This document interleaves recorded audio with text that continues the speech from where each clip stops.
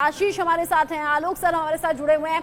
आशीष, जो दर्शक अभी अभी हमारे साथ जुड़े हैं वो इस बड़ी खबर को जान रहे हैं कि राहुल गांधी के लिए राहत है, कांग्रेस के लिए बड़ी राहत है। और राहुल गांधी की सांसदी जाने के बाद जो कैलकुलेशन हम कर रहे थे अगले 8 साल अब वो नहीं चुनाव लड़ सकते हैं, उन सब से उन्हें राहत मिल गई है। और क्या सोमवार से अब सदन के भीतर राहुल गांधी दिखेंगे? देखिए रचना, आप ये कहिए कि अब उन सब अटकलों पर विराम लग गया है, क्योंकि अब एक बार स्टे लग गया, सेशन कोर्ट में मामला है, अब सेशन कोर्ट लंबी सुनवाई करेगा, उसके बाद फैसला देगा, तो अभी इसमें वक्त लगेगा। अब सुप्रीम कोर्ट जब ये कहता है कि 2 साल अगर मैक्सिमम सजा सुनाई जाती है तो वो जस्टिफाई भी आपको करनी होगी, तो ऐसे में जब सेशन कोर्ट में सुनवाई होगी तब क्या ये भी देखना होगा कि कहीं वो टिप्पणी से प्रभावित ना हो। लेकिन सबसे अहम बात जो मैं दर्शकों को बताना चाहूंगा, राहुल गांधी सोमवार से एक बार फिर से सदन में नजर आ सकते हैं, क्योंकि सुप्रीम कोर्ट ने अभी ऑर्डर ओपन कोर्ट में डिक्टेट किया है। 3 या 4 बजे तक ये जो ऑर्डर होगा वो अवेलेबल हो जाएगा और इस ऑर्डर को लेकर वो सेक्रेटरी के पास जाएंगे, जिसके बाद राहुल गांधी की जो अयोग्यता है वो हटा ली जाएगी और राहुल गांधी सदन में नजर आएंगे। राहुल गांधी की तरफ से जो लाइन ऑफ आर्गुमेंट था वो बिल्कुल क्लियर था।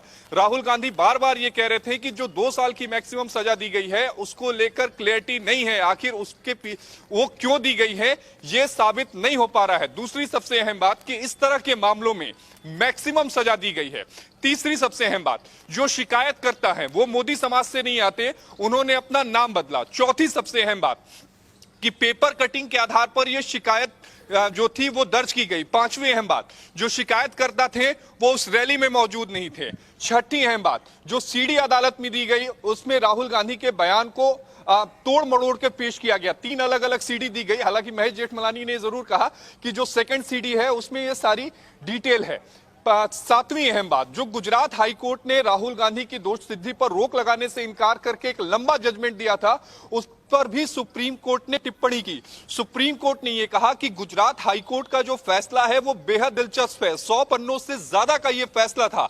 हालांकि उस समय अदालत में सॉलिसिटर जनरल तुषार मेहता मौजूद थे, उन्होंने सुप्रीम कोर्ट को कहा कि अच्छा, एक बात और इंटरेस्टिंग है आलोक सर, एक बात और इंटरेस्टिंग इसी हियरिंग के दौरान सुनाई दी है और मुझे लगता है आशीष डिटेल में वो बात हमारे दर्शकों तक पहुंचाएंगे। आशीष, जिसने शिकायत की थी वो शिकायतकर्ता जिसने मोदी सरनेम बताया था, उस सरनेम को लेकर भी अब सवाल उठ रहे हैं। ये कहा जा रहा है सरनेम उसका पहले से नहीं था, बाद में उसने अपना सरनेम बदला है और उसी बात को हाथों हाथ उसने भुनाने की कोशिश इस शिकायत में की है। जी बिल्कुल, ये बात अभिषेक मनु सिंघवी ने सुप्रीम कोर्ट में कही। उन्होंने कहा कि जो व्यक्ति पूर्णेश मोदी जो अपने आप को कहते हैं, जिन्होंने शिकायत दर्ज कराई है, दरअसल वो मोदी कम्युनिटी से आते ही नहीं है। जो मोदी कम्युनिटी के लोग हैं उनमें से किसी ने भी राहुल गांधी के बयान के खिलाफ शिकायत दर्ज नहीं कराई, बल्कि पूर्णेश मोदी जो पहले दूसरी टाइटल लिखते थे उन्होंने अपना टाइटल चेंज किया और उसके बाद ये शिकायत उन्होंने दर्ज कराई। जो कांग्रेस के वकील थे उन्होंने ये दावा भी किया है कि निचली अदालत में भी उन्होंने ये बात माना है कि पहले वो मोदी उनका टाइटल नहीं था। तो बार बार अभिषेक मनु सिंघवी की तरफ से ये कहा जा रहा है कि ये सोची समझी साजिश है। 8 सालों के लिए एक आवाज को दबाने के लिए कोशिश की गई है। जितने भी राहुल गांधी के खिलाफ शिकायतें दर्ज कराई गई हैं देश के अलग अलग हिस्सों में, तकरीबन 20 से ज्यादा शिकायतें हैं रचना, जो मुकदमे हैं जिनका सामना राहुल गांधी कर रहे हैं देश के अलग अलग हिस्सों में, वो सभी या तो बीजेपी विधायक हैं या फिर बीजेपी कार्यकर्ता हैं, उनकी तरफ से इस मामले को लेकर शिकायत दर्ज कराई गई है। आपको ध्यान में होगा कि पटना में भी मोदी सरनेम को लेकर एक शिकायत दर्ज कराई गई थी, जिसमें समन जारी हुआ था राहुल गांधी को व्यक्तिगत तौर पर पेश होना था। मामला पटना हाईकोर्ट गया, पटना हाईकोर्ट ने समन पर रोक लगा दी। पटना हाईकोर्ट ये देख रहा है कि क्या एक ही मामले में, जिस मामले में एक व्यक्ति को सजा हो चुकी है, उस मामले में क्या अलग अलग जगहों पर शिकायतें दर्ज कराई जा सकती हैं या नहीं, या फिर उसको अलग अलग मुकदमों का सामना करना पड़ सकता है या नहीं। बहरहाल ये सारी जो जानकारियां थी ये अभिषेक मनु सिंघवी ने सुप्रीम कोर्ट के सामने रखी। लेकिन दिलचस्प बात ये रही कि जो गुजरात हाईकोर्ट का ऑर्डर था उसको सुप्रीम कोर्ट ने कहा कि 100 पन्नों से ज्यादा का ऑर्डर आ गया। सुप्रीम कोर्ट ने कहा बेहद दिलचस्प ऑर्डर है। हालांकि सुप्रीम कोर्ट कुछ टिप्पणी जरूर करता, लेकिन सॉलिसिटर जनरल तुषार मेहता वहां पर थे, उन्होंने सुप्रीम कोर्ट को कहा कि इस विषय पर जो है वो टिप्पणी ना करिए। लेकिन एक बात जो एक ऑब्जर्वेशन है जो राहुल गांधी के खिलाफ सुप्रीम कोर्ट का जा रहा है, जिसमें सुप्रीम कोर्ट ने ये कहा कि राहुल गांधी का जो बयान था वो गुड टेस्ट का नहीं था, यानी वो अच्छा बयान नहीं था। ये बात भी सुप्रीम कोर्ट ने कही है। आशीष, अच्छा, आशीष हमें डिटेल दे रहे थे। आशीष, जब आपने कहा कि गुड टेस्ट का बयान इसे नहीं कहा जा सकता, ये भी सुप्रीम कोर्ट की टिप्पणी में था राहुल गांधी को राहत मिलने के साथ साथ, लेकिन साथ ही जो डिटेल्स आपने भेजी है उसमें एक लाइन और है जो कैची है और उस पर मैं डिटेल आपसे पूछना चाहती थी। सुप्रीम कोर्ट ने कहा कि राहुल गांधी का बयान अपमानजनक नहीं था। इसे कैसे देखें? एक तरफ सुप्रीम कोर्ट कह रहा है कि गुड टेस्ट का बयान नहीं था, दूसरी तरफ कहा कि अपमानजनक नहीं था। क्या वो ये कहना चाहते हैं कि बतौर सांसद अपनी भाषा और शब्दों की मर्यादा का ख्याल रखिए, लेकिन हाँ, इस भाषण में या फिर इन बातों में अपमान नहीं है?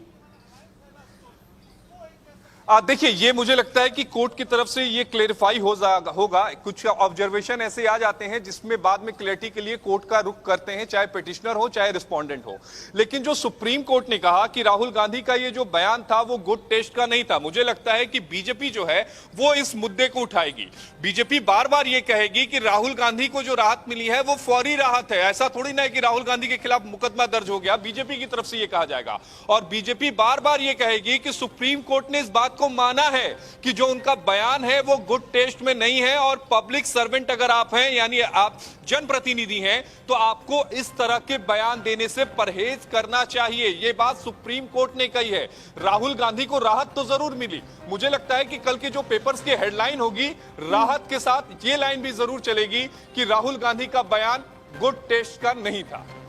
अच्छा, प्रियंका गांधी ने अभी 3 मिनट पहले ट्वीट किया है। वो कह रही हैं, माननीय उच्चतम न्यायालय को न्यायपूर्ण फैसला देने के लिए धन्यवाद, सत्यमेव जयते।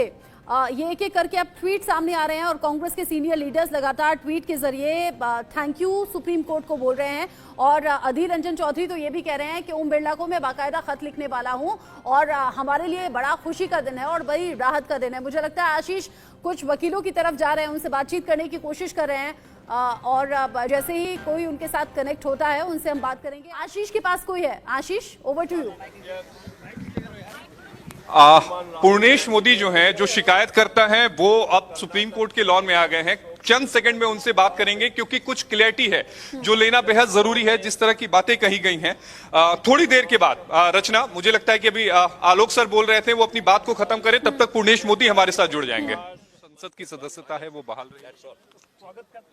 I will not comment anything. That should be the prerogative of the ultimately the parliament. मतलब दोष सिद्धि पे तो रोक रहेगी, ये तो आप बता सकते हैं। जो मैं कुछ नहीं बोल सकता अभी आज ऑर्डर है मेरे हाथ में, ऑर्डर एक बार आ जाए, let it be uploaded on the computer, then I will make a comment. आखिरी सवाल एक और, रिव्यू फाइल करेंगे? ऑर्डर एक बार आ जाए ना, तो review should be on the order, unless the I receive the order, how I can answer. Harshit ji थे, कानूनी मामलों के अच्छे जानकार हैं। हालांकि उन्होंने इस बात को ओपनली नहीं कहा कि क्या वो रिव्यू फाइल करेंगे। जब मैंने उनसे पूछा तो उन्होंने कहा कि एक बार मैं ऑर्डर देख लूं, उसके बाद तय करूंगा कि रिव्यू फाइल करना है या नहीं। आशीष सिन्हा, इंडिया न्यूज, दिल्ली।